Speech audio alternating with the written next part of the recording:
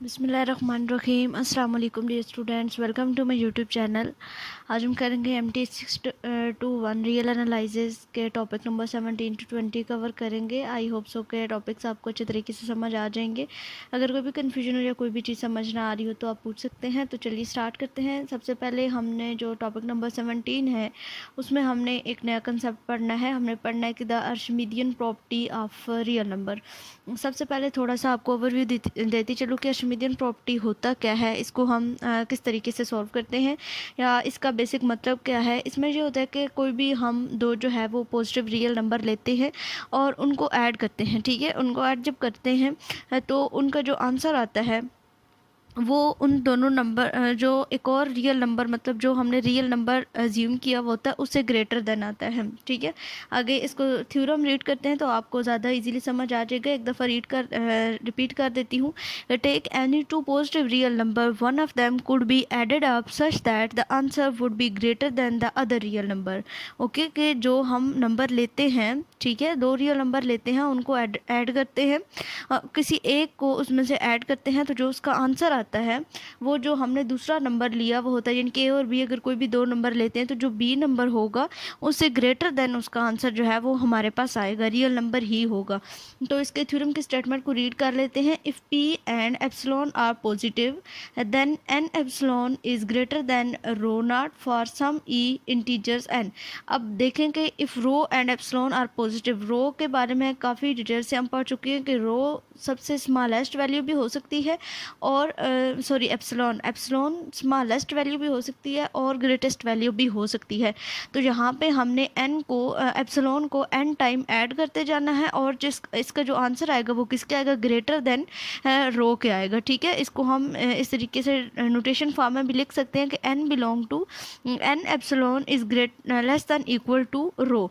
ठीक है, जो एन एप्सिलॉन है वो किसके less than equal to rho के है। ये हमने कंट्रोडिक्शन एक साथ में लेट कर दिए। ठीक है, तो the proof is by contradiction. If the statement is false, rho is an upper bound of the set. Upper bound और लोअर बाउंड के बारे में हम डिटेल से पढ़ चुके हैं। हमारे पास जो दी गई चीज़ है वो क्या हमें दी गई है कि n epsilon is greater than rho है, जबकि हमने कंट्राडिक्शन जो इसकी लेट की है कि n epsilon is less than और इक्वल टू रो के है। तो अगर ये स्टेटमेंट फॉल्स है तो फिर क्या होगा, रो जो है वो किसके upper bound of that set है।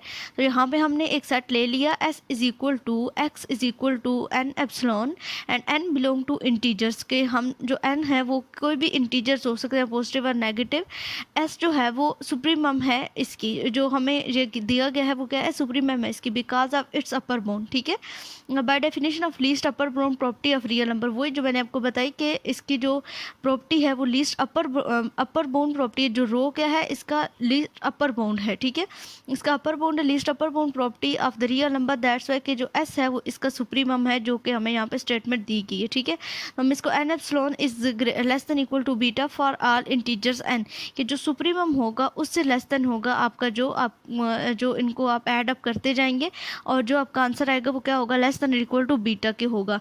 अगर जो है वो n है, n इज लेस देन है तो n+1 भी एक इंटीजर होगा। अगर n एक इंटीजर है तो n+1 भी एक इंटीजर होगा। n+1 is an integer when ever n is implies that. ठीक है, यानी कि n की जगह पे हमारा n+1 भी आ सकता है, तो वो बात हम यहाँ पे लिख सकते हैं, n+1 epsilon is less than equal to beta.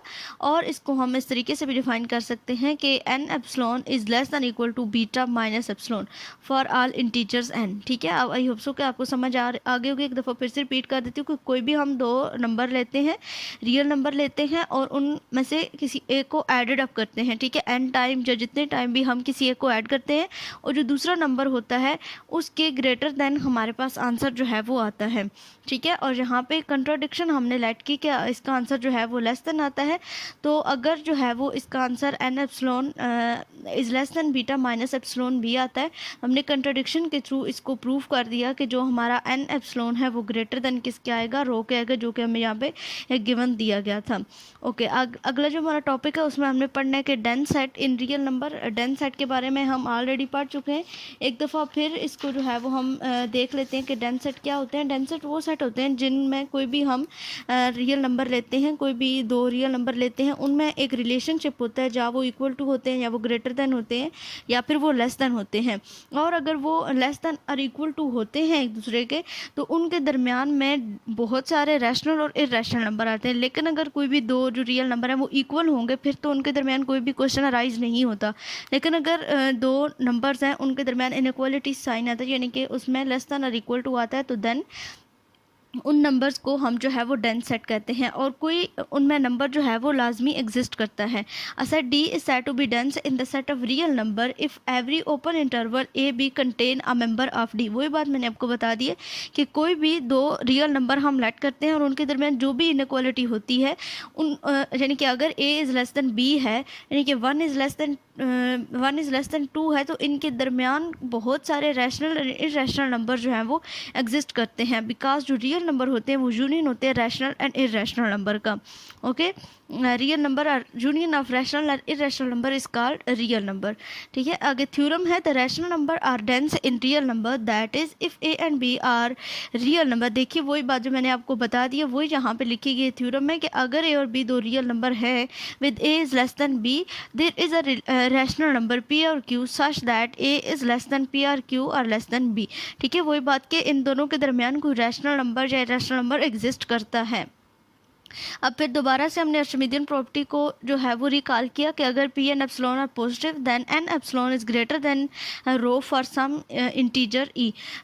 इसका थ्योरम का हम प्रूफ अब देखते हैं कि the Archimedean property with rho equal to 1 and epsilon equal to b minus a there is a positive integer q such that q b minus a is greater than 1। Okay, अब हमने क्या किया कि दो जो है वो हमने नंबर ले लिए हैं, रो इक्वल टू हमने 1 ले लिया और एप्सिलॉन जो था उसके इक्वल हमने बी माइनस ए रख लिया। ठीक है, तो यहाँ पे हमने एक जो पॉजिटिव इंटीजर साथ में क्या रखा, क्यू रखा, और इनमें हमने क्या दिया कि जे ग्रेटर देन किसके हैं, 1 किया। There is also an integer j such that j is greater than q है। This is obvious if a is less than 0। अगर जो है वो हमारे पास जे जो हमने यहाँ पे लिया a is less than equal to 0 है and it follow from the Archimedean property that epsilon equal to 1 and p equal to q a if a is greater than 0। ठीक है, ए जो है वो आपका 0 से ग्रेटर देन होना चाहिए। अगर ये ग्रेटर देन 0 नहीं होगा तो हमारा जो यहाँ पे सोल्यूशन आएगा, जो स्टेटमेंट होगी वो फॉल्स हो जाएगी। वो इक्वल टू फिर या ग्रेटर देन इक्वल टू हमारे पास 0 के आ जाएगी, तो हमें यहाँ पे 0 नहीं चाहिए। हमें यहाँ पे ये जो नंबर हमने लेट किया वो क्या था, हमारे पास ग्रेटर देन 1 हमने यहाँ पे लेट किया था। जो भी इसका आंसर आएगा वो ग्रेटर देन 1 आएगा। Let p be the smallest integer such that p is greater than q a then p minus 1 is less than equal to q a. ठीक है, अब हमने यहाँ पे दोबारा से आर्चिमिडियन प्रॉपर्टी को देखा, इनके डेंस जो सेट था उसका हमने यहाँ पे दोबारा से लगाया है जहाँ पे लॉजिक के p minus 1 is less than equal to q a. तो अगर कोई भी दो नंबर हो उनके दरमियान में हमारे पास जो भी उनमें इनइक्वालिटी हो, उनमें क्या एक जो है वो रैशनल और इरेशनल नंबर एग्जिस्ट करता है। तो यहाँ पे सेम वही चीज़ रिपीट हुई है, q is less than p and p is less than q a plus 1 then 1 is less than q b minus a. This implies that यहाँ पे अब हम q की जगह पे सिंपली ये जो हमारे पास था इसकी जगह पे हमने क्या किया, यहाँ पे लिख दिया क्यू बी माइनस ए। ठीक है, q a is less than p and less than q a plus ये हमारे पास जो inequality 1 is less than q b minus a था ना, तो इस 1 की जगह पे हमने यहाँ पे क्यू बी माइनस ए लगा दिया। क्यू बी जब अंदर मल्टीप्लाई होगा तो क्यू ए और क्यू ए हमारे पास से कैंसिल हो जाएगा, तो पीछे हमारे पास क्यू बी बच जाएगा। तो हम इसको ऐसे लिख सकते हैं q is less than p and less than q b, therefore a is less than p q is less than b. A equal to हमने क्यू ए रखा था एंड दूसरी साइड पे हमारे पास क्यू बी था। तो ये चीज़ हमने स्टार्टिंग में देखी थी डेंस सेट की कि दो रियल नंबर हैं उनके दरमियान जो है वो एक रैशनल नंबर जो है वो एग्जिस्ट करता है। जी हमारे पास डेंस सेट की डेफिनेशन होती है। देन आगे देखें, set of rational number is not complete. ठीक है, कि set of rational number is not complete. अब सबसे पहले हम कंप्लीट सेट की डेफिनेशन देख लेते हैं कि कंप्लीट सेट कौन सा सेट होता है। कंप्लीट सेट जो होता है वो सेट होता है, set is set to be complete where every subset of that set is bounded above and non empty and has the supremum in the set. यानी कि जो हमारे पास सेट होगा, जो सबसेट होगा, उसका जो सुप्रीमम है वो भी उसी सेट में एग्जिस्ट करेगा। एक दफ़ा फिर से रिपीट कर देती हूँ कि कंप्लीट सेट कौन सा सेट होता है, वो सेट होता है कि जहाँ पे कोई भी जो सब सेट होता है उस सेट का वो बाउंडेड अबव होता है और नॉन एम्प्टी होता है। ज़ाहिर बात है वो नॉन एम्प्टी होगा तो ही हम उसको सुप्रीमम ले सकेंगे, और जो हम उसको सुप्रीमम लेंगे वो उसी सेट के अंदर एग्जिस्ट करेगा, तो ऐसे सेट को हम कंप्लीट सेट कहते हैं। ठीक है, अब इसका एक दफ़ा रिपीट इसको देख लेते हैं। इसकी स्टेटमेंट क्या था, rational number system is not complete, that is a set of rational number may be bounded above by rational number but not have a rational upper bound less than any other rational upper bound, that is that the set does not have the rational supremum. वही बात के जो मैंने अभी आपको complete set की definition बताई है कि जब हमारे पास रैशनल नंबर्स आते हैं और उनका जो सुप्रीमम हमारे पास होता है वो उस सेट में एग्जिस्ट नहीं करता, दैट्स वाई हमारे जो रैशनल नंबर है वो इनकम्प्लीट होते हैं।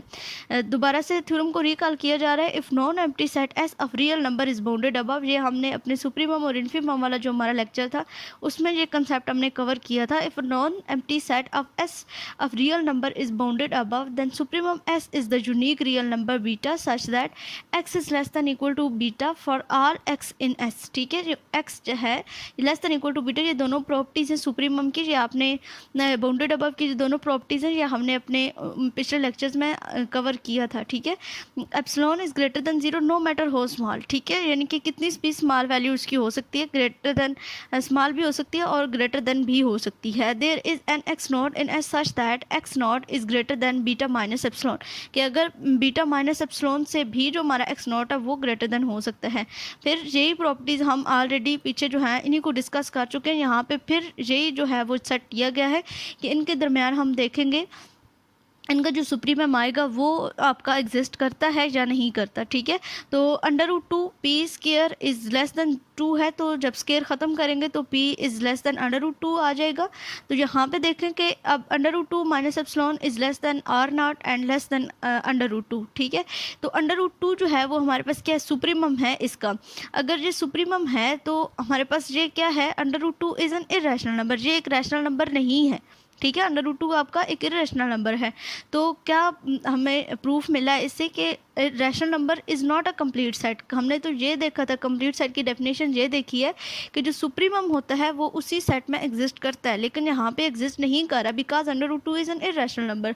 तो हम इसको जो है वो एज ए रैशनल इंटीजर्स में नहीं लिख सकते, दैट्स वाई जो है वो हम कहते हैं कि set of rational number is not complete. I hope so कि ये चीज़ आपको समझ आ गई होगी। आगे एग्जाम्पल है, इसको एक दफ़ा देखें, आपको ज़्यादा ईजिली समझ आ जाएगी कि product of rational and irrational number is irrational. इसको हमने सॉल्व करके रखा है, उसको हम देख लेते हैं कि प्रोडक्ट अगर दो नंबर जो हैं वो रैशनल और इरेशनल नंबर को हम मल्टीप्लाई करें तो वो हमारे पास एक इरेशनल नंबर आता है। तो सबसे पहले r equal to r prime हमने रख लिया। ठीक है, ये दो हमने नंबर रख लिए हैं कि ये दोनों इक्वल आते हैं। अब इनका प्रोडक्ट ले लें, r का और r प्राइम का। r जो है वो हमने रख लिया कि वो p ओवर q है, वो एक रैशनल नंबर, उसको हम p और q की फॉर्म में लिख सकते हैं। इक्वल टू हमारे पास क्या है, m ओवर n के है। ठीक है, अब जब p और q हमने यहाँ पे लेट किया तो r प्राइम जो है वो हमारे पास एक इरेशनल नंबर है, उसको हमने रैशनल नंबर की फॉर्म में लिखा। ठीक है, जो कि एक कंट्राडिक्शन है। अगर जो है वो ये एक कंट्राडिक्शन है, p n not is equal to 0 है, ज़ाहिर बात है जी अगर 0 हो जाएगा ये तो पूरी फॉर्म हमारे पास 0 हो जाएगी। पी एन जो है q m over p n जो अब हमारे पास आया है ये क्या है हमारे पास एक, इसको हमने कैसे लिख दिया, इसको हमने रैशनल नंबर की फॉर्म में लिख दिया। ये एक कंट्राडिक्शन है, अगर ये एक कंट्राडिक्शन है तो हमारे पास जो हमारे पास था प्रोडक्ट था इसको हमने रैशनल नंबर की फॉर्म में लिखा था। ठीक है, कि ये एक रैशनल नंबर है जो कि फॉल्स है। अगर ये फॉल्स है, ये रैशनल नंबर नहीं है, तो हम कह सकते हैं कि हमारा जो ये प्रोडक्ट, ये हमारे पास जो थ्योरम है कि product of rational and irrational number is irrational, ये हमेशा इरेशनल ही होगा। इसी तरीके से और एग्जांपल है कि सम अगर करें इन्हीं का रैशनल और इरेशनल नंबर का तो वो भी इरेशनल नंबर ही आता है। तो इनको अगर हम सम अप भी कर लें, बिल्कुल सेम वही तरीका हमने यहाँ पे भी यूज़ किया, तो अगर इनको सम अप भी कर लें तो देन भी यही कंट्राडिक्शन हमारे पास जो है वो अराइज होती है कि इसको हमने जो इरेशनल नंबर था उसको हमने रैशनल नंबर की फॉर्म में लिखा, जो कि कंट्राडिक्शन है। अगर ये एक कंट्राडिक्शन है तो जो हमने सपोज किया था कि ये जो है वो रैशनल नंबर है, सबसे पहले हमने क्या सपोज किया कि इन दोनों का जो सम है वो किसकी इक्वल है, रैशनल नंबर की इक्वल है। तो अगर ये एक कंट्राडिक्शन है तो इट्स मीन कि ये रैशनल नंबर नहीं है, ये हमारी जो कंट्राडिक्शन थी वो फॉल्स है, तो ये हमारे पास क्या होगा, एक इरेशनल नंबर ही होगा। उसके बाद आगे प्रूफ भी देख लें। The set of irrational number is dense in the reals, that is if a and b are the real with a is less than b, there is an irrational number t such that a is less than t is less than b. वही बात कि ए और B जो है वो क्या है, दो हमने रियल नंबर लिए थे और इनके दरमियान एक जो है वो इरेशनल नंबर एग्जिस्ट करता है। जो इरेशनल नंबर है वो डेंस होते हैं रियल सेट में, और जहाँ पे कोई भी हमने दो नंबर्स ले लिए हैं R1 एंड R2 और t इक्वल टू हमने रख दिया R1 plus 1 over under root 2, ये हमने लेट किया R2 माइनस R1, तो ये हमारे पास t जो है वो एक इरेशनल नंबर है। ये प्रॉपर्टीज़ हम ऑलरेडी जो है वो पढ़ चुके हैं कि इनका जो दोनों का सम, अभी हमने ये थ्योरम प्रूव किया कि product sum of rational and irrational number is an irrational number, तो ये एक इरेशनल नंबर है। ठीक है, ये थी हमारी आज की वीडियो। आई होप सो कि आपको ये लेक्चर्स अच्छे तरीके से समझ आ गए होंगे। अगर कोई भी कन्फ्यूजन हो तो आप पूछ सकते हैं। मिलते हैं अपने अगले लेक्चर में, तब तक के लिए अल्लाह हाफिज़।